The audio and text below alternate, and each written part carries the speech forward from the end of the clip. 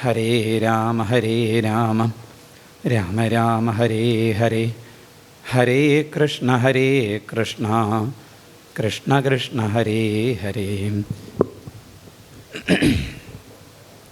ഓം ഗുരുർബ്രഹ്മാ ഗുരുർവിഷ്ണു ഗുരുർദേവോ മഹേശ്വര, ഗുരു സാക്ഷാത് പരം ബ്രഹ്മ തസ്മൈ ശ്രീ ഗുരവേ നമഃ.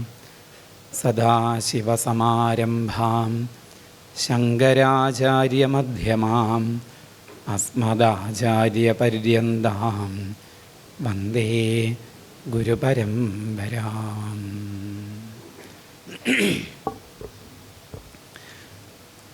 ഭാഗവതത്തിലെ പഞ്ചമസ്കന്ധത്തിൽ പറഞ്ഞിട്ടുള്ള വിഷയങ്ങളാണ് നമ്മളിപ്പോൾ കേട്ടുകൊണ്ടിരിക്കുന്നത്.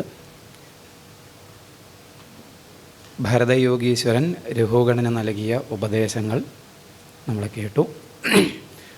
അതിനുശേഷം ഭഗവാന്റെ സ്ഥൂല ശരീരമായ ഈ പ്രപഞ്ചത്തെ വർണ്ണിച്ചു തരാൻ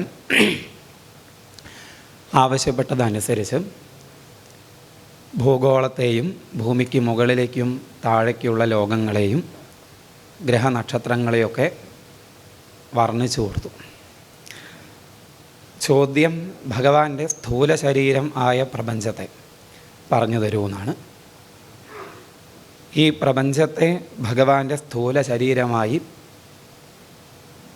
ആദ്യം കണ്ടാൽ അത് ഈ പ്രപഞ്ചത്തിൻ്റെ ഉണ്മ, അസ്തിത്വം സൂക്ഷ്മമായ ഭഗവത് തത്വമാണ് എന്ന ജ്ഞാനത്തിലേക്ക് എത്താൻ സഹായിക്കും. അപ്പോൾ ചോദ്യം അതിനുവേണ്ടിയാണ്, ഉത്തരവും അതുപോലെയാണ്. അതുകൊണ്ട് തന്നെ ഈ ഭാഗങ്ങൾ വായിക്കുമ്പോൾ ഇന്നത്തെ ഭൗതിക ശാസ്ത്രത്തിൻ്റെ പല കണ്ടെത്തലുകളോടും യോജിക്കാതെ വരുന്ന സമയത്ത് അതിൽ സംശയിക്കേണ്ടതില്ല. ഭൂമിശാസ്ത്രം പഠിപ്പിച്ചു കൊടുക്കുക എന്നുള്ളതല്ല ഉദ്ദേശം. ഭൂമിയെ വർണ്ണിക്കുന്ന സമയത്ത് 7 ദ്വീപുകൾ, അതിൽ ജംബുദ്വീപ്, അതിൽ 9 വർഷങ്ങൾ, ഇവിടെയൊക്കെ ഒരു തരത്തിലല്ലെങ്കിൽ വേറൊരു തരത്തിൽ, ഒരു ഭാവത്തിലുള്ള ഭഗവാനെ അല്ലെങ്കിൽ വേറൊരു ഭാവത്തിലുള്ള ഭഗവാനെ, ഒരു പ്രകാരേണ അല്ലെങ്കിൽ വേറൊരു പ്രകാരേണ ആരാധിക്കുന്നു. സമ്പ്രദായങ്ങളൊക്കെ വ്യത്യസ്തങ്ങളാവാം, ആരാധിക്കുന്ന ഭഗവാനിൽ കൽപ്പിക്കുന്ന രൂപങ്ങൾ വ്യത്യസ്തങ്ങളാകാം. പക്ഷെ ആരാധിക്കപ്പെടുന്നത് ഏകവും അദ്വിതീയവുമായ പരമമായ തത്വം. ലോകത്തിൻ്റെ വിവിധ ഭാഗങ്ങളിൽ പല ഉപാസനാ സമ്പ്രദായങ്ങൾ പല ആചാര്യന്മാരാൽ ഉണ്ടായിട്ടുണ്ട്. അതിനെയൊക്കെ ചിത്തശുദ്ധി വരാൻ ഉപയോഗപ്രദങ്ങൾ എന്ന നിലയ്ക്ക്, സാധന എന്ന നിലയ്ക്ക് അംഗീകരിക്കുകയാണ് നമ്മുടെ ആചാര്യന്മാർ ചെയ്തിട്ടുള്ളത്. ആകാശാൽ പതിതം തോയം യഥാഗച്ഛതി സാഗരം സർവദേവ നമസ്കാര കേശവം പ്രതി ഗച്ഛതി. നിങ്ങൾ നിങ്ങളുടെ ആചാര്യൻ പറഞ്ഞു തന്ന വഴിയിലൂടെ ശ്രദ്ധയോടുകൂടി ഭക്തിയോടുകൂടി സഞ്ചരിക്കുക. അത് ക്രമേണ നിങ്ങളെ ലക്ഷ്യത്തിലേക്ക് എത്തും. ഞങ്ങളുടെ അടുത്തേക്ക് വരൂ, ഞങ്ങളുടെ വഴിയിലൂടെ പോയാൽ മാത്രമേ ലക്ഷ്യത്തിലെത്തുള്ളൂ എന്നുള്ള സമ്പ്രദായം നമുക്കില്ല. അതുകൊണ്ട് തന്നെ ഈ വൈദിക ചടങ്ങുകൾ നോക്കിക്കഴിഞ്ഞാൽ, അവിടെ ഷോഡശ സംസ്കാരമൊക്കെ നോക്കിക്കഴിഞ്ഞാൽ അവിടെ എവിടെയും ഈ മാറ്റുന്ന ചടങ്ങ് കാണില്ല. എന്ത് മാറ്റുന്നതെന്ന് മനസ്സിലായില്ല. ഈ മതം മാറ്റുന്ന, അതൊക്കെ ഇപ്പോൾ അടുത്ത് ഈ ആര്യസമാജമൊക്കെ കൊണ്ടുവന്നൊരു സമ്പ്രദായമാണ്. വൈദികമായി മാറ്റാൻ വേറൊന്നില്ല, വേറെ ഒന്ന് കണ്ടിട്ടില്ല നമ്മളുടെ ആചാര്യന്മാർ. ശരി, അപ്പം അതിന് വേണ്ടിയിട്ട്, അതിനായിട്ട് ഈ ഭൂഗോള വർണ്ണന ആ നിലയ്ക്ക് കാണുക.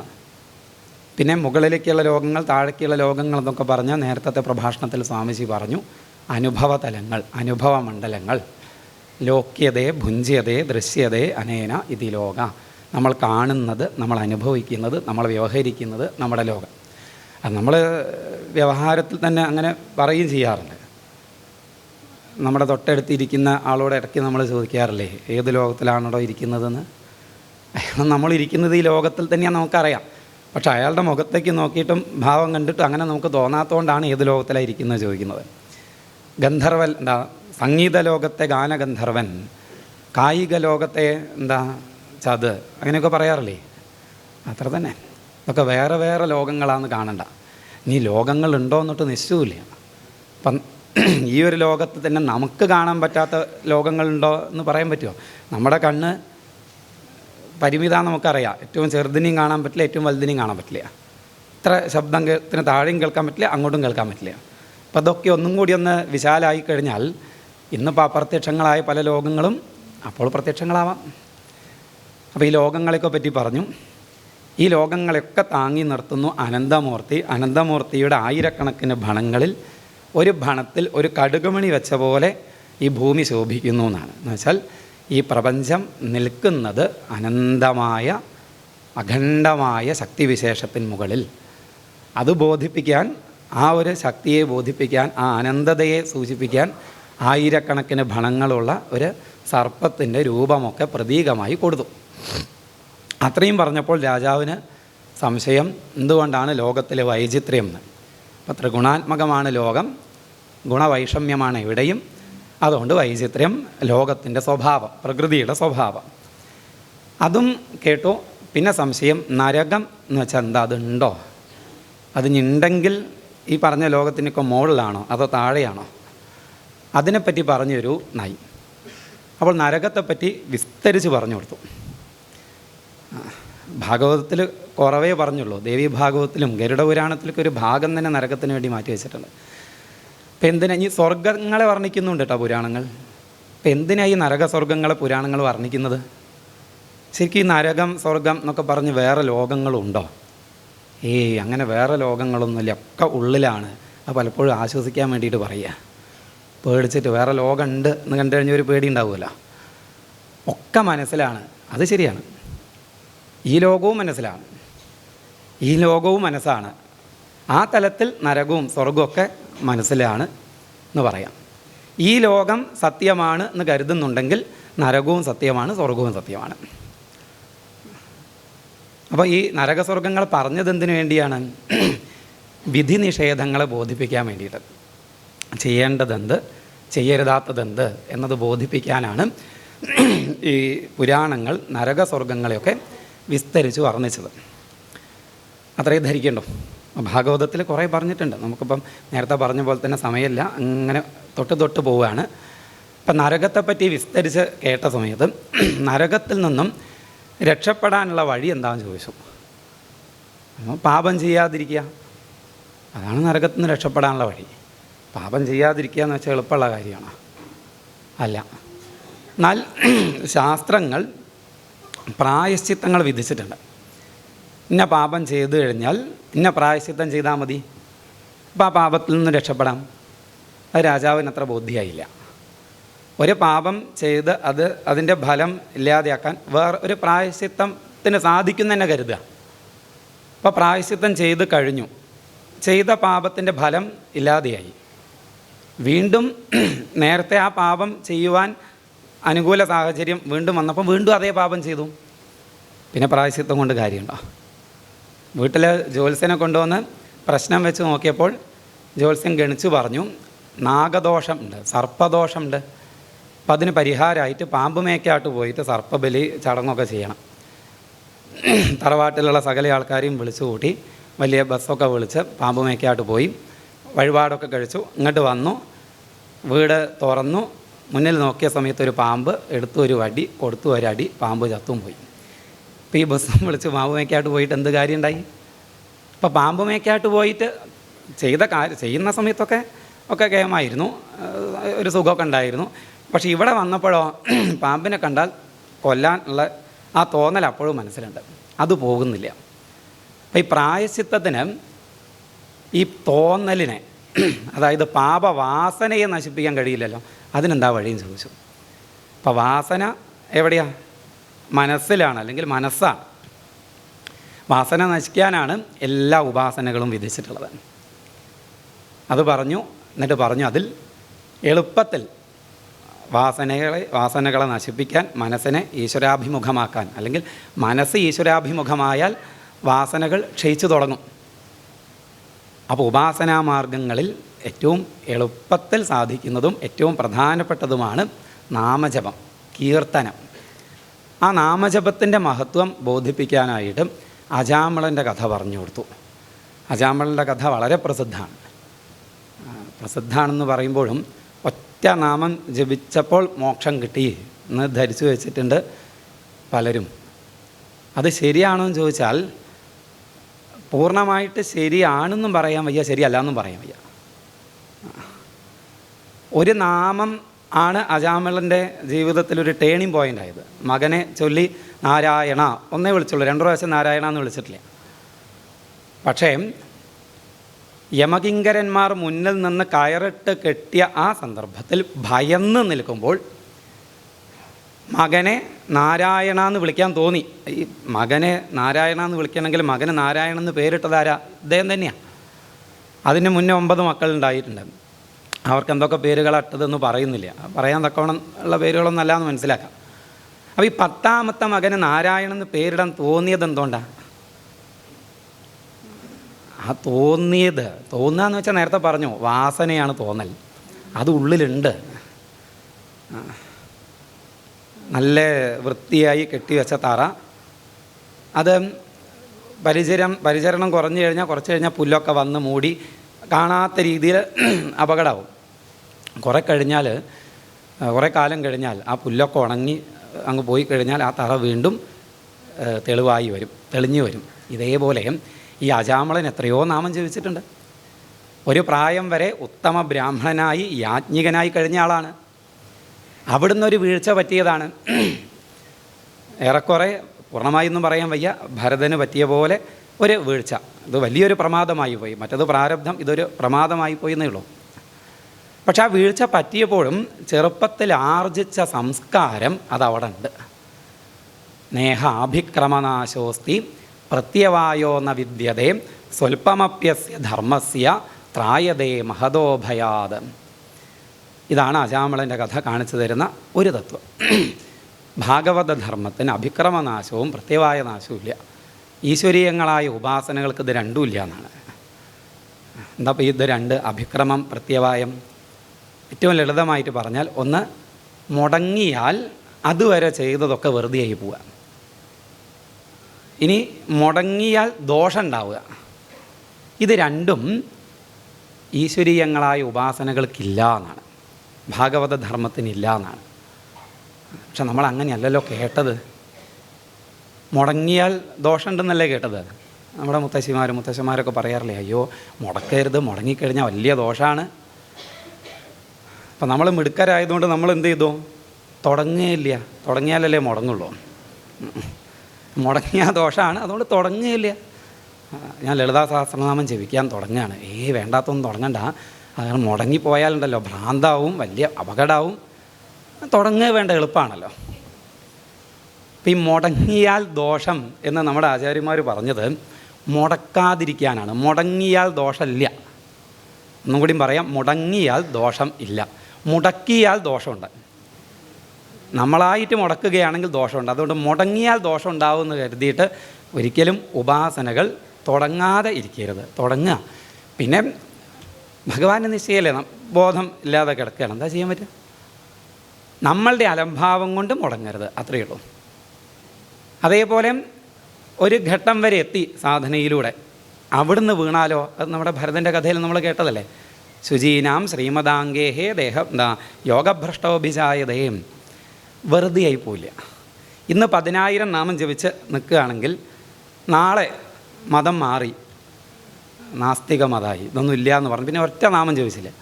പിന്നെ ഒരു 10-20 കൊല്ലത്തിന് ശേഷം വീണ്ടും ഇങ്ങോട്ട് മതം മാറി. പിന്നെ ഒരു നാമം അവിടെ ജപിക്കുമ്പോൾ 10,000 ഒന്നല്ല, അതവിടെ ഉണ്ടാവും. ആ ജപിച്ചത് അവിടെ ഉണ്ടാവും സംസ്കാരമായിട്ട് നർത്ഥം.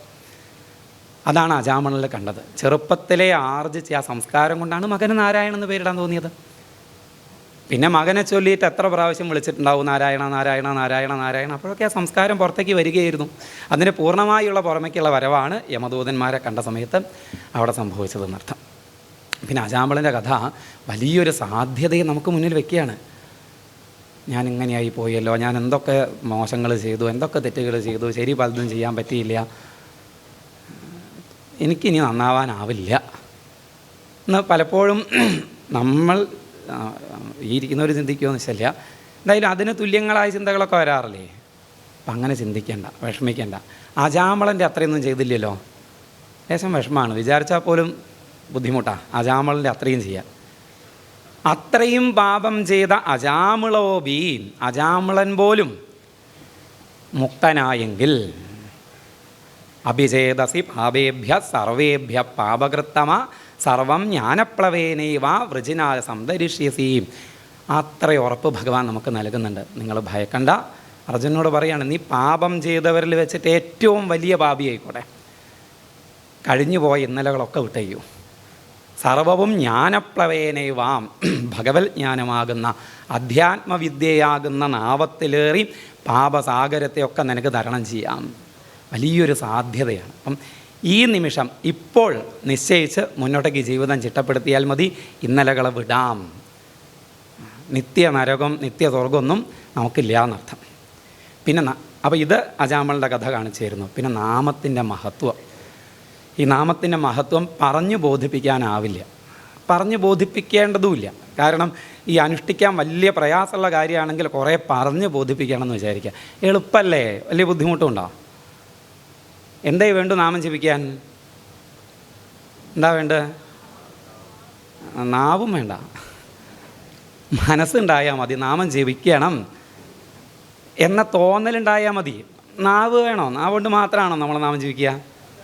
അല്ല, ജപിക്കണം എന്നുള്ള തോന്നലേ വേണ്ട. എപ്പോഴും ജപിക്കാം, എവിടെയും ജപിക്കാം. ട്രെയിനിൽ പോകുമ്പം ജപിക്കാം, ബോധമുള്ള സമയത്തൊക്കെ ജപിക്കാം. എന്നുവെച്ചാൽ ഈ മനസ്സ് ഉണർന്നിരിക്കുന്ന സമയത്തൊക്കെ ജപിക്കുക. കുറച്ച് കഴിഞ്ഞാൽ മനസ്സ് ഉറങ്ങി എന്നേക്കുമായിട്ട് അങ്ങോട്ട് ഉറങ്ങിക്കോളും, ഇല്ലാതെ ആയിക്കോളും. മനസ്സ് ഉണർന്നിരിക്കുന്ന സമയത്ത് മുഴുവൻ നാമം ജപിച്ചാൽ പിന്നെ മനസ്സ് ഉണരേയില്ല. അതല്ലേ ഭഗവാൻ ഗീതയിൽ എന്തൊക്കെ പറയാ ഭഗവാന്? യജ്ഞാനാം അശ്വമേധോസ്മി എന്നോ രാജസൂ എന്തൊക്കെ പറയാം. എത്ര യാഗങ്ങൾ യജ്ഞങ്ങളുണ്ട്. യജ്ഞാനാം ജപയജ്ഞോസ്മി എന്നല്ലേ ഭഗവാൻ പറഞ്ഞത്. അപ്പം അത്ര കണ്ട് മഹത്തരമാണ് നാമജപം. അത് പരീക്ഷിക്കുക. നമുക്ക് അതിനും ചിലവില്ല. ഒരു 6 മാസം അങ്ങ് നിശ്ചയിക്കുക. രാവിലെയും വൈകുന്നേരം ഒരു അരമണിക്കൂർ, അതെങ്കിലും ഒരു അരമണിക്കൂർ പൊതുവെ ഒരേ സമയം ഒരു 6 മാസം തുടർച്ചയായിട്ട് ജപിച്ച് നോക്കും. ഒരു വ്യത്യാസം ഉള്ളിലേക്ക് നോക്കിയിട്ട് കാണുന്നില്ല എന്ന് വെച്ചാൽ പിന്നെ ജപിക്കേണ്ട. എൻ്റെ ഫോൺ നമ്പറൊക്കെ പലരുടെ കയ്യിലുണ്ട്, അത്ര ഉറപ്പിച്ച് പറയാം. അപ്പോൾ അത് അനുഭവിച്ചറിയാം നാമജപത്തിൻ്റെ മഹത്വം. അപ്പം അംബരീഷിൻ്റെ കഥയിൽ അജാമളൻ്റെ കഥയിലൂടെ ഈ തത്വങ്ങളൊക്കെ ബോധിപ്പിച്ചു.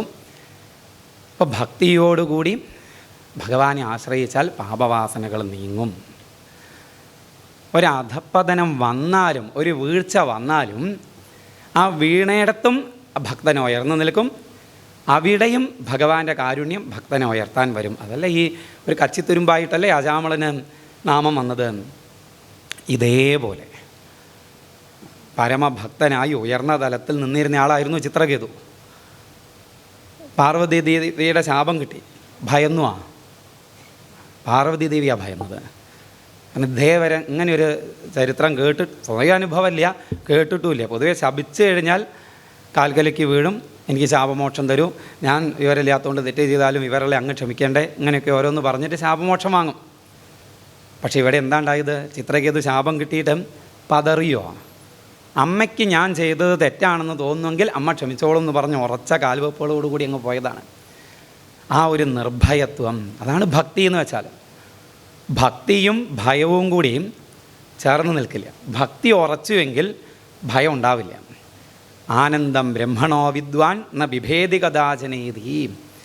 അതുതന്നെ ഭക്തി എന്ന് വെച്ചാൽ ഇന്നലെ പറഞ്ഞല്ലോ, സ്വസ്വരൂപാനുസന്ധാനം, പരമമായ തത്വത്തെ തന്നിൽ ആത്മാവായി പ്രകാശിക്കുന്ന ആ പരംജ്യോതിയെ വിടാതെ പിന്തുടരലാണ്, അനുസന്ധാനമാണ് ഭക്തി. അവിടെ ഭയമില്ല, ആനന്ദമേ ഉള്ളൂ. അപ്പോൾ ഈ കഥ കേട്ടപ്പോൾ, അപ്പോൾ ഈ ചിത്രകേതു ശാപം കിട്ടിയെന്ന് പറഞ്ഞല്ലോ, ശാപം കിട്ടി അസുരനായി, സാഹചര്യങ്ങൾ മാറി, എന്നിട്ട് ആ ഭക്തിക്ക് ഇടിവ് വന്നോ? ആ നിർഭയത്വം ഇല്ലാതെയായോ? ഇല്ല. വൃത്രാസുരനായി. കഥയിലേക്ക് കയറുന്നില്ല കേട്ടോ, ഇനി 10-15 മിനിറ്റ് കൊണ്ട് നിർത്തണം. കഥ എല്ലാവർക്കും അറിയുകയും ചെയ്യാം. ഈ ഇരിക്കുന്ന ഒരു 90% ആൾക്കാർ, 99% ആൾക്കാർക്കും കഥ അറിയാം. അപ്പോൾ വൃത്രാസുരനായി ദേവേന്ദ്രൻ്റെ മുന്നിൽ നിൽക്കുകയാണ്. ദേവേന്ദ്രൻ്റെ കയ്യിൽ വജ്രായുധമുണ്ട്. വജ്രായുധം വൃത്രാസുരൻ്റെ മരണമാണ്. അപ്പം യുദ്ധക്കളത്തിൽ മരണം മുന്നിൽ കണ്ടുകൊണ്ട് നിൽക്കുമ്പോൾ ഭഗവാനെ ആശ്രയിക്കാൻ കഴിയുക, ദേവേന്ദ്രനെ വിസ്മയിപ്പിച്ചുകൊണ്ട് സ്തുതിക്കാൻ കഴിയുക എളുപ്പമാണോ? അത് എളുപ്പമാണോ? തീർത്തും പ്രതികൂല സാഹചര്യത്തിൽ ഭഗവാനെ ആശ്രയിക്കാൻ കഴിയുക, ഭക്തി ഉണ്ടാവുക ഒട്ടും എളുപ്പമല്ല. അനുകൂല സാഹചര്യത്തിൽ തന്നെ നമുക്ക് ഭക്തി ഉണ്ടാവുന്നില്ല. പലപ്പോഴും മനസ്സ് പല വഴിക്ക് പോവുകയാണ് അല്ലേ? ഇവിടെ ഇരുന്ന് ഭാഗവതത്തിന് മുന്നിലിരിക്കുന്ന സമയത്ത് തന്നെ പലപ്പോഴും മനസ്സ് പലയിടത്തും പോയി വരുന്നില്ലേ? 5-6 മണിക്കൂർ ഗുരുവായൂർ വരി നിന്ന് ഗുരുവായൂരപ്പൻ്റെ മുന്നിലെത്തി അങ്ങോട്ട് നോക്കിക്കോളും എന്ന് പറഞ്ഞപ്പോഴേക്ക് നോട്ടം പോയത് മുന്നിലേക്കാണ്. അത് ബനാറസ് ആണോ കാഞ്ചീപുരാണോ പോകുന്നില്ല? ആലോചിച്ച് പോകുമോ? ഗുരുവായൂരപ്പൻ്റെ മുന്നിൽ ഇനി അതിനേക്കാൾ വലിയൊരു സ്ഥലമുണ്ടോ ഭക്തിക്ക് പ്രകാശിക്കാൻ അനുകൂലമായിട്ട്? അവിടെ പോലും മനസ്സ് പല വഴിക്ക് പോകുന്നുണ്ടെങ്കിൽ മരണം മുന്നിൽ കണ്ടുകൊണ്ട് നിൽക്കുന്ന സാഹചര്യത്തിൽ ഭഗവാനെ ആശ്രയിക്കാൻ കഴിയണമെങ്കിൽ ആ ഭക്തി എത്ര ദൃഢയായിരിക്കണം എന്ന് ആലോചിച്ച് നോക്കൂ. മരണം മുന്നിൽ നിൽക്കുന്ന സമയത്ത് എൻ്റെ കൃഷ്ണ എന്ന് വിളിക്കൽ എളുപ്പമല്ല, ആണോ? ഉള്ളിൽ ഉറച്ചതാണ് വിളിയായിട്ട് പുറത്തേക്ക് വരിക. ഉള്ളിൽ ഭഗവാൻ ഉറച്ചാലേ പ്രതികൂല സാഹചര്യങ്ങളിൽ ഭഗവാനെ വിളിക്കാൻ പറ്റും. അല്ലെങ്കിൽ അയ്യോ അമ്മയെ അച്ഛാന്നൊക്കെയാണ് വിളിക്കുക അല്ലേ? ആണ്. എപ്പോഴും ഭഗവാൻ എൻ്റെ കൂടെ ഉണ്ട്, എവിടെയും ഭഗവാനുണ്ട്, ഞാൻ ഒന്നിനെയും ഭയക്കേണ്ടതില്ല എന്ന ഉറപ്പിൽ മാത്രമേ ഏത് പ്രതികൂല സാഹചര്യത്തിലും എല്ലാം വിട്ട് ഭഗവാനെ ആശ്രയിക്കാൻ പറ്റുള്ളൂ. നമുക്ക് സാധിക്കുമോ? എളുപ്പമല്ല. അപ്പോൾ ഞാൻ പറയുക, ഇതാ നിങ്ങളുടെ ആ കാലിൻ്റെ ഇടയിൽ ഒരു പാമ്പ് ഇഴഞ്ഞു വരുന്നുണ്ടെന്ന്. എന്തായിരിക്കും ഇവിടുത്തെ ബഹളം? ഇവിടെ ബഹളം ഉണ്ടാവുമെന്ന് വെച്ചില്ല, ഞാൻ ഇവിടുന്ന് എണ്ണീറ്റ് ആ വാതിലൂടെ ഓടിപ്പോകും ഉറപ്പാണ്. ഒരു നായ അങ്ങോട്ട് ഓടി കയറി വന്നു കഴിഞ്ഞാൽ എന്തായിരിക്കും അവസ്ഥ? നമുക്ക് പരിചയമുള്ള നായാണ് ശരിക്കും. എളുപ്പമാണോ? അല്ല. അവിടെയാണ് വൃത്രാസുരൻ്റെ മഹത്വം. ദേവേന്ദ്രന് മുന്നിൽ കിട്ടിയ സമയത്ത് വൃത്രാസുരൻ ആദ്യം ശത്രുവിനോട് പറയുന്ന പോലെയൊക്കെയാണ് പറഞ്ഞത്. ഭാഗ്യം കൊണ്ടാണ് എനിക്ക് നിന്നെ കിട്ടിയത്. നീ ബ്രാഹ്മണനെ കൊന്നയാളാണ്, ഗുരുവിനെ കൊന്നയാളാണ്, സഹോദരനെ കൊന്നയാളാണ്. നിന്നെ ഞാൻ കുത്തിക്കോർത്ത് തീയിലേക്കിടും, അല്ലെങ്കിൽ കഴുകന്മാർക്ക് ഇട്ടുകൊടുക്കും എന്നൊക്കെ പറഞ്ഞു വന്നിട്ട് ഒരു ഘട്ടത്തിൽ അധോ ഹരേമേ കുലിശേന വീര ഹർത്താപ്രമഥേവ ശിരോയദീഹ, ഹരേ എന്നങ്ങ് വിളിച്ചു എന്നാണ്. ഇത് ആചാര്യന്മാർ പറയുന്നതാണ് കേട്ടോ. ഈ ഹരി എന്ന പേര് ഭഗവാന്റെ പേരാണ്. അത് വേറെ പലർക്കും പര്യായമായിട്ടുണ്ട്.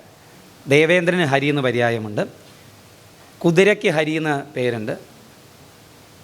അതാണ് അയ്യപ്പൻ ഹരിവരാസനായത്. ഹരിവരൻ ആസനമായിട്ടുള്ളവൻ, കുതിര ശ്രേഷ്ഠൻ വാഹനമായിട്ടുള്ളവൻ. കുതിരയ്ക്ക് വേറൊരു പേരും കൂടിയുണ്ട്, ഇപ്പം പറയാൻ വയ്യ, പറഞ്ഞ അപകട. വാജിവാഹനം, അതാണല്ലോ ഇപ്പം നമ്മൾ ടി വിയിലും വാർത്തയിലും ഒക്കെ കാണുന്നത്.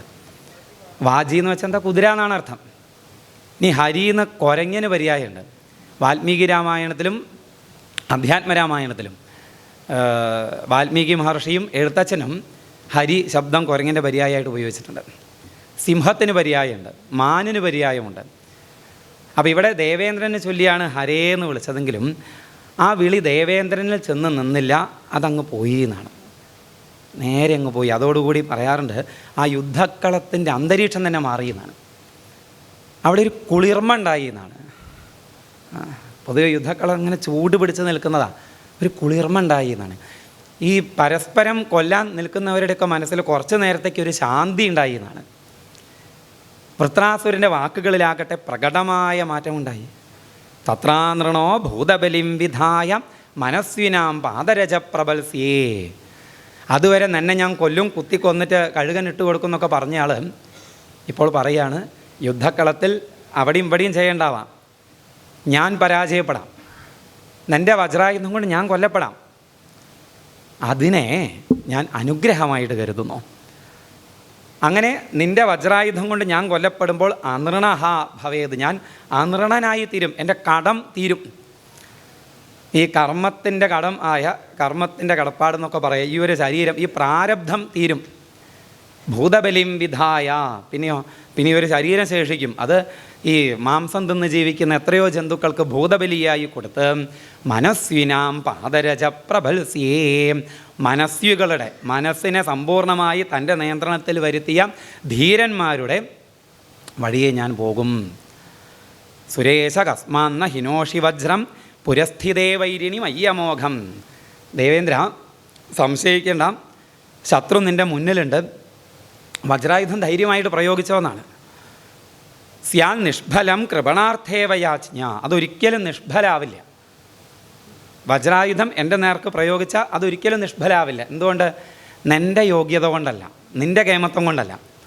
പിന്നെയോ ഹരേർ ദധീജേ തപസാജതേജിത. ആ വജ്രായുധം ഹരിയുടെയും ദധീജി മഹർഷിയുടെയും, ഭഗവാന്റെ ചൈതന്യം, ദധീജി മഹർഷിയുടെ തപസ്, ഇത് രണ്ടുമാണ് ആ വജ്രായുധം. ഭഗവാനാണല്ലോ നിർദ്ദേശിക്കുന്നത് ദധീജി മഹർഷിയുടെ നട്ടല്ലോണ്ട് വജ്രായുധം ഉണ്ടാക്കാൻ. അതുകൊണ്ട് യഥോ ഹരിഹി വിജയ ശ്രീർഗുണാസ്തദ. എവിടെയാണോ ഹരി അവിടെയാണ് വിജയം ഉണ്ടാവുക, അവിടെയാണ് ഐശ്വര്യം ഉണ്ടാവുക. അതുകൊണ്ട് ഈ യുദ്ധക്കളത്തിൽ നിനക്കാണ് വിജയം ഉണ്ടാകുക. എന്നാൽ ഇവിടെ യഥാർത്ഥ വിജയം നേടുന്നത് ആരാ? യഥാർത്ഥ ജയം ആർക്കാണ്? അതിന് യഥാർത്ഥ ജയം എന്താണ്? ഈ ലോകത്തിലെ ജയങ്ങളൊക്കെ പരാജയങ്ങൾക്ക് മുന്നോടിയായുള്ള ജയങ്ങളാണ്. ഇന്ന് ജയം ഉണ്ടായെങ്കിൽ അത് നാളെ വലിയൊരു തോൽവിക്ക് മുന്നോടിയായിട്ടുള്ള ജയമാണ്.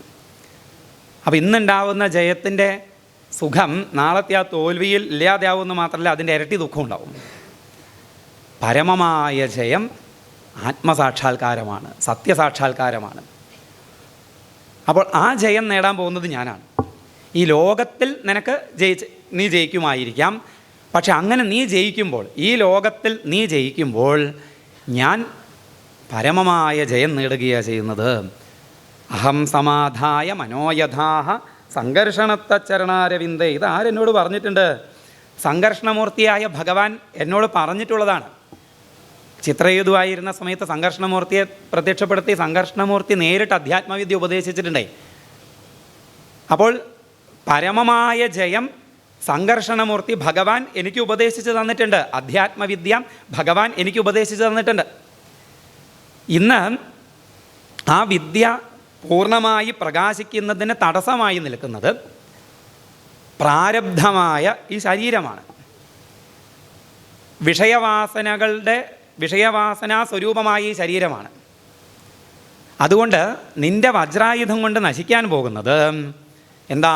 ത്വദ് വജ്രരംഹോ ലുളിത ഗ്രാമ്യപാശ. ഗ്രാമ്യപാശമായ വിഷയവാസനകളായ ഈ ശരീരമാണ്, പ്രാരബ്ധമായ ഈ ശരീരമാണ്. ഇതങ്ങ് പോയാലോ ഇതേ പോണ്ടുനി, ഉള്ളിലൊന്നുമില്ല, ആഗാമി സഞ്ചിതൊന്നുമില്ല, ഉള്ളത് ഈ പ്രാരബ്ധം മാത്രം. അത് നിൻ്റെ വജ്രം കൊണ്ടങ്ങ് മുറിയുമ്പോൾ ഗതിം മുനേയാമി അപവിദ്ധലോക. പിന്നെ എനിക്ക് ലോകം ഇല്ല, അലോകം സമബദ്ധ്യത എന്നൊക്കെ ഭാഗവതത്തിൽ കാണാം. ലോകം അല്ലാത്തതെന്താണ്? യദ് ഗത്വാന നിവർത്തന്തേ തദ്ധാമ പരമം മമ. അത് തന്നെ അലോകം. നസ പുനരാവർത്തതേ എന്ന് ശ്രുതി പറയുന്ന പുനരാവർത്തിരഹിതമായ പരമമായ ധാമം, ഭഗവദ്ധാമം, അങ്ങോട്ടൊക്കെയാണ് ഞാൻ ലയിക്കാൻ പോകുന്നത് എന്നർത്ഥം. ഗതിം മുനേഹേ, മുനിയുടെ ഗതിയെ ഞാൻ പ്രാപിക്കും. അപവിദ്ധലോകനാകും, ലോകം ഇല്ലാതെയാവും എനിക്ക്. ഇനി ദേവേന്ദ്ര, ഞാനിപ്പോൾ ഇങ്ങനെയൊക്കെ പറയുന്നത് കേൾക്കുമ്പോൾ,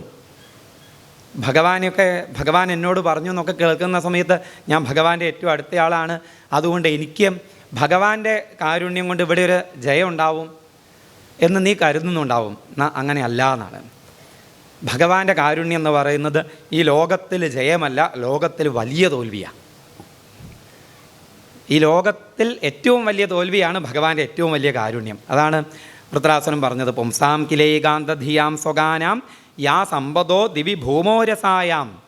ഭഗവാൻ തനിക്ക് ഏറ്റവും ഇഷ്ടപ്പെട്ട ഭക്തന് ഒരിക്കലും ഭൗതിക സമ്പത്ത് കൊടുക്കില്ല എന്ന്, അധികമായി കൊടുക്കില്ല. ഈ ലോകത്തിൽ സുഖം അധികമായി കൊടുക്കില്ല. എന്തുകൊണ്ട് കൊടുക്കില്ല? കാരുണ്യം കൊണ്ടാണ്. കാരണം ഈ ലോകത്തിൽ സാഹചര്യങ്ങൾ തീർത്തും അനുകൂലമായി കഴിഞ്ഞാൽ എന്താ ഉണ്ടാവുക? സമാധാനമാണോ ഉണ്ടാവുക? സ്വസ്ഥതയാണോ ഉണ്ടാവുക? അങ്ങനെയാണെങ്കിൽ ഈ ലോകത്തിൽ ഏറ്റവും സ്വസ്ഥത അനുഭവിക്കേണ്ടത്, സന്തോഷം അനുഭവിക്കേണ്ടത് കോടീശ്വരന്മാരാണ്. ഞായറാഴ്ച പോവുകയാണെന്ന് കൗൺസിലിങ്ങിന് ആര്? കോടീശ്വരന്മാർ. എന്നിട്ട് ഞായറാഴ്ച പോയിട്ട് 10,000 കൊടുത്ത് സമാധാനം വാങ്ങി വരികയാണ്. അതെ. അപ്പോൾ ഇവിടെ സുഖവും ഉയർച്ചയും സമ്പത്തും അധികാരമൊക്കെ ഉണ്ടായിക്കഴിഞ്ഞാൽ ധനിക്കു ശത്രുക്കള സംഖ്യമുണ്ടാം, മനക്കുരുന്നിൽ ഭയമേറ്റമുണ്ടാം, തനിക്കലംഭാവവുമില്ല പിന്നെ കനക്കവേ കൈതവമേറ്റമുണ്ടാം. ഇതൊക്കെ ഭഗവാൻ അറിയാം. ധനിയായിക്കഴിഞ്ഞാൽ നീ കിട്ടണം എന്നുള്ള ചിന്ത ഉണ്ടാവും. 100 കോടി ആയാൽ 101 കോടി വേണമെന്നുള്ള വിചാരം ഉണ്ടാവും അല്ലേ? ഇനി സമാധാനമായിട്ട് ഉറങ്ങാൻ പറ്റുമോ? 3 പൂട്ട് വലിയ എവിടുന്നോ ഓർഡർ ചെയ്ത് വരുത്തിയ ലോക്കറൊക്കെ ഉണ്ടാവും, അത് പൂട്ടിയുണ്ടാവും, നമ്പർ ലോക്ക് ഉണ്ടാവും, അതിന് വേറെ ലോക്ക് ഉണ്ടാവും, അത് തലയണയുടെ അടിയിൽ വെച്ചിട്ട് ഉറങ്ങുക, എന്നാലും ഉറക്കമുണ്ടാവില്ല. മറ്റവൻ എന്ത് വിഷമെന്ന് വാതിലൊക്കെ തുറന്നിട്ട് കിടക്കും. കാരണം അലമാറി ഉണ്ടെങ്കിലല്ലേ വാതിൽ അടയ്ക്കണ്ടോ? കള്ളന് കൊണ്ടുപോകാൻ എന്തെങ്കിലും ഉണ്ടെങ്കിലല്ലേ ഭയപ്പെടേണ്ടതുള്ളൂ. അപ്പോൾ ഭഗവാനും അറിയാം ഇതൊക്കെ ഉണ്ടായിക്കഴിഞ്ഞാൽ സമാധാനം ഉണ്ടാവില്ല, ഭയമുണ്ടാകും, ശത്രുക്കളുണ്ടാവും. അതുകൊണ്ട് ഭഗവാൻ ഏറ്റവും ഇഷ്ടമുള്ള ഭക്തന് ഭഗവാൻ ഒരിക്കലും ഇത്യാദികൾ തരില്ല എന്നാണ്. പിന്നെയോ ഇനി എന്തെങ്കിലുമൊക്കെ ഉണ്ടെങ്കിൽ, അല്ലെങ്കിൽ എന്തെങ്കിലും ഉള്ളയിടത്തൊക്കെയാണ് ജനിച്ച് വീണതെങ്കിൽ അതില്ലാതെയാക്കും ചെയ്യുന്നതാണ്. ത്രൈവർഗികായ ആസവിഘാതം അസ്മൽ പതിർവിധത്തേ. എൻ്റെ പതിയായ ഭഗവാൻ ത്രൈവർഗിക ആയാസ വിഘാതം വരുത്തുന്നതാണ്. ഈ ത്രിവർഗങ്ങൾ ധർമ്മം, അർത്ഥം, കാമം, ഇതിന് വേണ്ടിയിട്ടുള്ള ആയാസപ്പെടലാണല്ലോ അധികം ആൾക്കാരുടെയും ജീവിതം. അതിൽ വിഘാതം വരുത്തുന്നതാണ്, അതിന് തടസ്സം വരുത്തുന്നതാണ്. ബിസിനസ് ചെയ്താൽ ബിസിനസ് ഒക്കെ പൊട്ടും, ഒക്കെ പരാജയപ്പെടും, എവിടെയും തോൽവി. ഇവിടെ എഴുതുന്ന പരീക്ഷയിലൊക്കെ തോൽക്കും. ഏത് വഴി പോയാലും ഒരു രക്ഷയില്ലാതെയാവും. അങ്ങനെയാവുമ്പോഴോ പിന്നെ ഇവിടുത്തെ പരീക്ഷയൊക്കെ നിർത്തും. അതന്നെയാണ് ഭഗവാനും വേണ്ടതേ, ഇങ്ങോട്ട് വരും. അതിനുവേണ്ടിയും ബാക്കിയുള്ള വഴികളൊക്കെ ഭഗവാൻ അടക്കി, എന്നിട്ട് ഒറ്റ വഴി തുറന്നു വയ്ക്കും. അത് ഭഗവാനിലേക്കുള്ള വഴിയാണ്. എല്ലാ വഴിയും പോയി നോക്കും, തുറക്കില്ല എന്ന് കാണുമ്പോൾ പിന്നെ ഇതേ വഴിയുള്ളൂ, ഇങ്ങോട്ട് വരും. അത് വലിയ കാരുണ്യാണ്. തതോനുമേയോ ഭഗവൽ പ്രസാദം യോ ദുർലഭ അകിഞ്ചന ഗോചരോന്നീഹിം.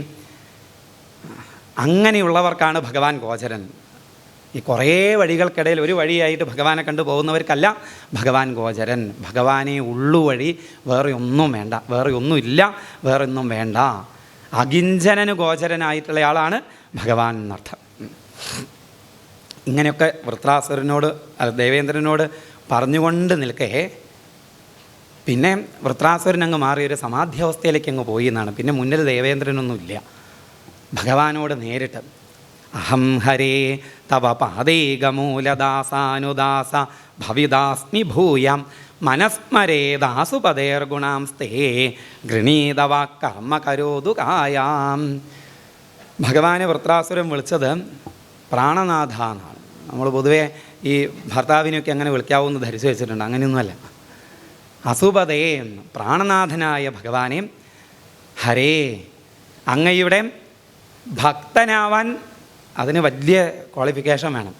അതൊന്നും ഞാൻ ചോദിക്കുന്നില്ല. അങ്ങയുടെ ഭക്തന്മാരുടെ ആ ചങ്ങലയിൽ ഒരു കണ്ണിയാവാൻ തൊൽഭൃത്യ പരിചാരക ഭൃത്യസ്യ ഭൃത്യ ഇതിമാങ്കുരു ലോകനാഥ. അങ്ങയുടെ ഭക്തന്മാരുടെ അതിലൊരു കണ്ണിയാവാൻ എന്നെ അനുഗ്രഹിക്കണേ എന്നാണ്.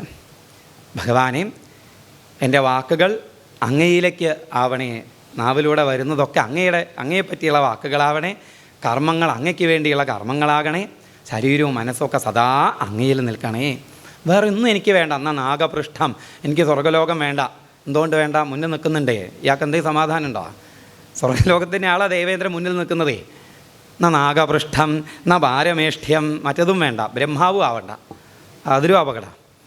എന്നാൽ സാർവഭൗമം, ഭൂമിയിൽ ചക്രവർത്തി ആവേണ്ട. രസാതലാദി ലോകങ്ങളുടെ ആധിപത്യം വേണ്ട. അണിമ, മഹിമ, ലഘിമ, അതൊക്കെ വലിയ ബാധ്യതയാവും ഈ യോഗസിദ്ധികളൊക്കെ കിട്ടിക്കഴിഞ്ഞാൽ. അപുനർഭവം വാ, മോക്ഷം പോലും വേണ്ട.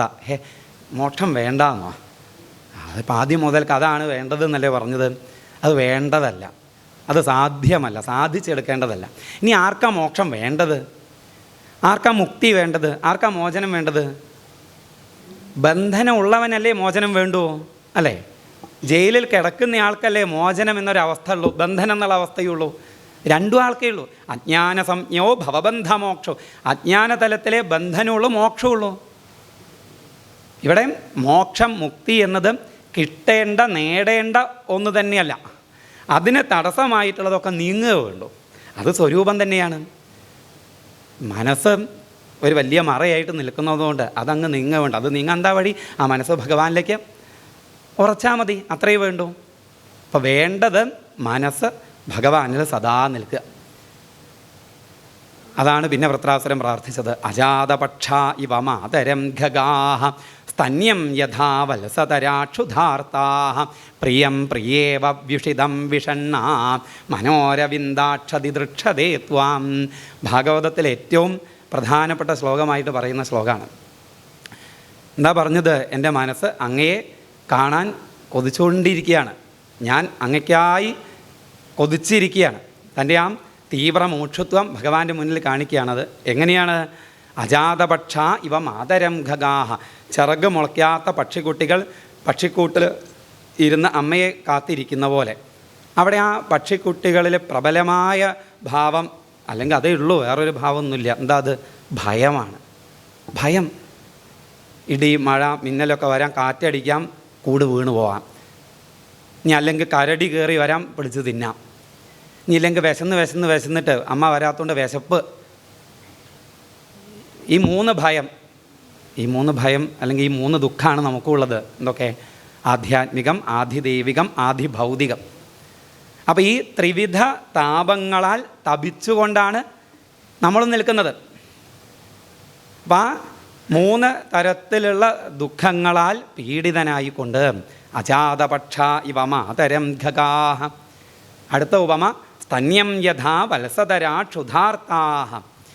കെട്ടിയിട്ട പശുക്കുട്ടി. ആ പശുക്കുട്ടിയുടെ കുറച്ച് അപ്പുറത്തായിട്ട് പശുവുണ്ട്. ആ പശുവിൻ്റെ അകിടിങ്ങനെ വീർത്ത് നിൽക്കുകയാണ്. ഈ പശുക്കുട്ടിയാണെങ്കിൽ ക്ഷുധാർത്ത, വിശപ്പ് കൊണ്ടും ദാഹം കൊണ്ടും ക്ഷീണിച്ചിട്ടാണ്. ആ പാല് കിട്ടണം, പക്ഷെ അങ്ങോട്ട് പോയി നോക്കി എത്തില്ല. ഈ കെട്ടുള്ളതുകൊണ്ട് എത്താനാവുന്നില്ല. നമ്മുടെയൊക്കെ അവസ്ഥ അതന്നെയാണ്. കെട്ടുണ്ട് അല്ലേ? ഒന്നൊന്നുമല്ലേ, എത്രയാ കെട്ട്. ഇവിടെ തന്നെ ഇരിക്കുമ്പോൾ ഇപ്പോൾ ഫോണൊന്നും ഞങ്ങോട്ട് കൊണ്ടുവരാത്തതുകൊണ്ടാണ്. അതിലേക്ക് നോക്കിയാൽ ഒരു 10-20 കെട്ട് വരും. ഓഫീസിലൊരു കെട്ട്, വീട്ടിൽ വേറൊരു കെട്ട്. ഒരു മിസ് കോൾ കണ്ടാൽ പേടിയാണ്, ഏത് കെട്ടെന്നാണ് വെളിയെന്ന് അറിയില്ല. ഇങ്ങനെ പ്രാരബ്ധമാകുന്ന കെട്ടിൽപ്പെട്ട് ആ കെട്ട് പൊട്ടിയാലേ പൂർണ്ണമായും ആ സച്ചിദാനന്ദ പാൽ നുകരാൻ പോകാൻ സാധിക്കുമോ? അമ്മയിലേക്ക് പോകാൻ സാധിക്കുമോ? യഥോ വാ ഇമാനി ഭൂതാനി ജായന്ത, എവിടെ നിന്ന് നമ്മൾ വന്നു അതാണല്ലോ അമ്മ.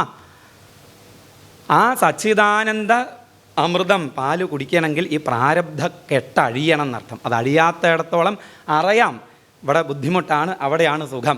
അറിഞ്ഞിട്ടും ഈ കെട്ടിൽ പെട്ട് കിടക്കുകയാണ്. സ്തന്യം യഥാ വത്സതരാക്ഷുധാർത്താഃ പ്രിയം പ്രിയേവ വ്യുഷിതം വിഷണ്ണാ. പ്രിയപ്പെട്ട ഭർത്താവിനെ കാത്തിരിക്കുന്ന പ്രിയ. അപ്പം ഈ പ്രാരബ്ധക്കെട്ടുണ്ട്. അതുമാത്രമല്ല, പിന്നെയോ ഇവിടെ പലതും പ്രിയങ്ങളാണ്, ഇവിടെ പലതും സന്തോഷം നൽകുന്നവയാണ്, സുഖം നൽകുന്നവയാണെന്നുള്ള വിഷയങ്ങളിലുള്ള ആസക്തി. ഇപ്പം പ്രിയത്തിനായിക്കൊണ്ടുള്ള മോഹം അതുമുണ്ട്. ഈ മൂന്നിനാലും ബാധിതനായിട്ടാണ് സാധാരണ ജീവൻ്റെയൊക്കെ അവസ്ഥ അല്ലേ? അതുതന്നെയാണ് വൃത്രാസുരനും പറഞ്ഞത്. ത്രിവിധ താപങ്ങളാൽ പീഡിതനായിക്കൊണ്ട് പ്രാരബ്ധ കർമ്മക്കെട്ടിൽപ്പെട്ട് ഈ വിഷയാശകൾ പല ദിക്കുകളിലേക്ക് അങ്ങനെ പിടിച്ചു വലിച്ചു കൊണ്ടുപോകുന്ന എന്നെ അലയോ ഭഗവാനെ, ആ മനസ്സിനെ മനോരവിന്ദാക്ഷതി ദൃക്ഷതേ ത്വാം, അങ്ങയിലേക്ക് ആ മനസ്സ് സദാ വയ്ക്കാൻ അങ്ങ് അനുഗ്രഹിച്ചാലും അതിനെന്താ വഴി? ഇതിൽ നിന്നൊക്കെ ഈ പ്രാരബ്ധ കെട്ടഴിയാൻ എന്താ വഴി? ഈ വിഷയാശകൾ അറാൻ എന്താണ്? ഈ ഇല്ലാതെയാവാൻ എന്താ വഴി? അതേപോലെ ത്രിവിധ ദുഃഖങ്ങൾ നശിക്കാൻ എന്താ വഴി? അതിനൊക്കെ ഒരൊറ്റ വഴി, മമ ഉത്തമശ്ലോകജനേഷു സഖ്യം, ഉത്തമശ്ലോകജനേഷു സഖ്യം. അത് മതി. ഈ മൂന്ന് പ്രതിബന്ധകങ്ങളും തീർത്തും ഇല്ലാതെയാവും എന്നർത്ഥം. ഉത്തമ ശ്ലോകന്മാരുമായി സഖ്യം ഉണ്ടായാൽ, സജ്ജനങ്ങളുടെ സന്നിധിയിലിരുന്നാൽ, സത്സംഗം ഈ മൂന്നിനെയും ഈ മൂന്ന് കെട്ടിനെയും അറുത്ത് മനസ്സിനെ ഭഗവാനിൽ സദാ വയ്ക്കും എന്നർത്ഥം. അത് സാധിക്കണേ തൊന്മായാത്മാത്മജ താരകേഹേഷു ആസക്തചിത്തസ്യ നനാഥ ഭൂയാത്. അപ്പം നമ്മുടെയൊക്കെ മനസ്സ് ഈ മക്കളിലും ഭാര്യയിലൊക്കെ ഇങ്ങനെ പെട്ട് കിടക്കുകയാണ്. വീണ്ടും വീണ്ടും അതിൽ പെടുത്തരുതേ എന്നാണ്. പടിപടിയായി അതിൽ നിന്നും വേർപെടുത്തി അങ്ങയിൽ തന്നെ ഉറപ്പിച്ച് നിർത്തണേ. യുദ്ധക്കളത്തിൽ വെച്ചാൽ ഈ സ്തുതിയെ ദേവേന്ദ്രൻ അത്ഭുതപ്പെട്ടു പോയി എന്നാണ്. എന്നിട്ടോ അത് കഴിഞ്ഞ് യുദ്ധം ഉണ്ടായി. ആ യുദ്ധത്തിൽ ദേവേന്ദ്രൻ്റെ അടി കൊണ്ട് വൃത്രാസുരൻ്റെ അടി കൊണ്ട് ദേവേന്ദ്രൻ്റെ വജ്രായുധം തെറിച്ചുപോയി. ദേവേന്ദ്രൻ തീരുമാനിച്ചു കഴിഞ്ഞു എന്ന്. താനാണിച്ച ഈ സന്ദർഭം നോക്കി ഇങ്ങനെ ഒരു അവസരം വന്നാൽ അപ്പോൾ കൊല്ലും. അവിടെ വീണ്ടും ദേവേന്ദ്രൻ ലജ്ജിപ്പിച്ചു എന്നാണ്. പോയി ആയുധം എടുത്ത് വരാൻ പറഞ്ഞു. നേരിട്ട് ആയുധമായിട്ട് യുദ്ധം ചെയ്യുന്നവനോടെ ഞാൻ യുദ്ധം ചെയ്യുള്ളൂ. വിഷമിക്കൊന്നും വേണ്ട, യുദ്ധമാണെങ്കിൽ ജയം പരാജയം അത് അങ്ങോട്ടും ഇങ്ങോട്ടുമൊക്കെ വരും. വിവേകികൾ അതിൽ ഭയപ്പെടില്ല. ആഗമ അപായിനോ അനിത്യാഹ ഇതൊക്കെ വന്നു പോകുന്നവയാണെന്ന് കണ്ട് രണ്ടിനാലും ബാധിക്കപ്പെടാതിരിക്കും. പോയി ആയുധം എടുത്തു വരുമെന്നാണ്. ദേവേന്ദ്രൻ തൊഴുത് പറഞ്ഞു എന്നാണ്. അഹോ ദാനവസിദ്ധോസീം യസ്യതേ മതിരീദൃശീം ഭവാൻ അദാർഷീം മായാം വൈ. അങ്ങ് സിദ്ധനാണ്, അങ്ങക്ക് കിട്ടിക്കഴിഞ്ഞു. കിട്ടണം എന്നൊരാഗ്രഹമാണെങ്കിൽ ഈ സമയം നോക്കി നേടാൻ പറ്റിയൊരു സന്ദർഭമല്ലേ മുന്നിൽ വന്നത്. ദേവേന്ദ്രൻ സ്വർഗത്തിൻ്റെ അധിപനാണ്, ആയുധമില്ലാതെ മുന്നിൽ നിൽക്കുകയാണ്. അപ്പോൾ കൊന്നാൽ നേടേണ്ടതില്ല, സിദ്ധനാണ്. അങ്ങ് മായയെ ജയിച്ചിരിക്കുന്നു. ഈ ലോക വിഷയങ്ങളിലേക്ക്, വിഷയസുഖങ്ങളിലേക്ക് മോഹത്തിൻ്റെ ലേശമെങ്കിലും ഉണ്ടെങ്കിൽ സ്വർഗത്തെ ആഗ്രഹിക്കും. അത് ചെയ്തിട്ടില്ല. അതുകൊണ്ട് അങ്ങ് മായയെ ജയിച്ചിരിക്കുന്നു. ദേവേന്ദ്രൻ യുദ്ധക്കളത്തിൽ വെച്ച് മനസ്സുകൊണ്ട് നമസ്കരിച്ചു എന്നാണ്. ആ വൃത്രാസുരൻ, പിന്നീട് വൃത്രാസുരനെ ദേവേന്ദ്രൻ വധിച്ചു. വൃത്രാസുരൻ്റെ ശരീരത്തിൽ നിന്നൊരു ചൈതന്യം ഭഗവാനിലേക്ക് ലയിച്ചു ചേർന്നു എന്നാണ്. അപ്പോൾ ചിത്രകേതുവിൻ്റെയും വൃത്രാസുരൻ്റെയും കഥ എന്താ കാണിക്കുന്നത്? നിർഭയത്വം, ഭയം ഇല്ലായ, അഭയം വൈ ബ്രഹ്മ. ഭക്തി ഉറച്ചു കഴിഞ്ഞാൽ ഭയം ഉണ്ടാവില്ല എന്നർത്ഥം. ഇനി വീണ്ടും ആ നരസിംഹാവതാരം തുടങ്ങിയ ഭാഗങ്ങളൊക്കെ നമുക്ക് സ്വാമിജിയിൽ നിന്നും കേൾക്കാം. സർവത്ര ഗോവിന്ദനാമ സങ്കീർത്തനം. ഗോവിന്ദ.